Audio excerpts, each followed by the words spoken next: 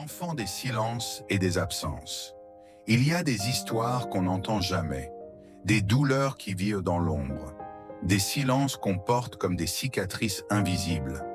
Mais derrière chaque silence, il y a une voix qui attend de se libérer. Aujourd'hui, c'est la mienne.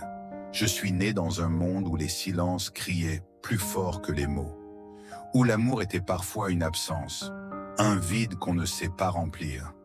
Très tôt, j'ai appris à vivre avec ce vide. Il y avait ma mère, partie loin, à des milliers de kilomètres, poursuivant des rêves que je ne comprenais pas encore. Son absence, c'était une chambre froide, un souffle coupé, un appel sans réponse. Elle était partie pour mieux vivre, pour mieux nous offrir. Mais moi, l'enfant que j'étais, je voyais seulement la chaise vide à table. Je n'avais que mes questions, mes peurs, et ce besoin d'amour qu'aucune distance ne peut combler. Il y avait ma sœur, si douce, si fragile. Puis un jour, elle est partie elle aussi, mais cette fois, pour un voyage dont on ne revient pas. Le jour où sa lumière s'est éteinte, quelque chose s'est brisé en moi. Un vide encore plus profond, un trou dans le cœur que même les années n'effacent pas.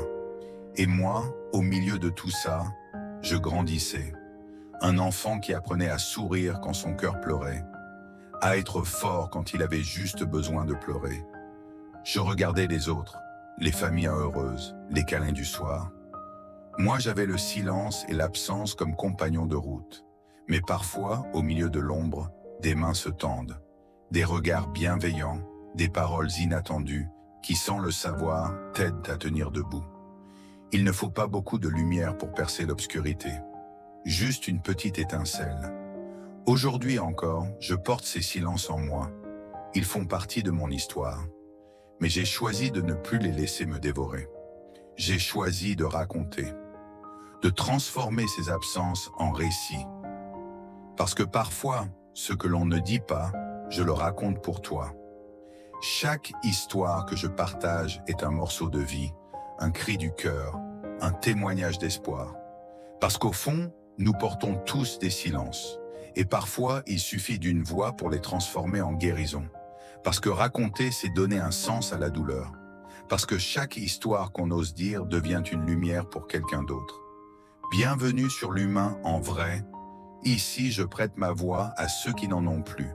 Et toi aussi, un jour, tu pourras peut-être dire « Ce que l'on ne dit pas, je le raconte pour toi ».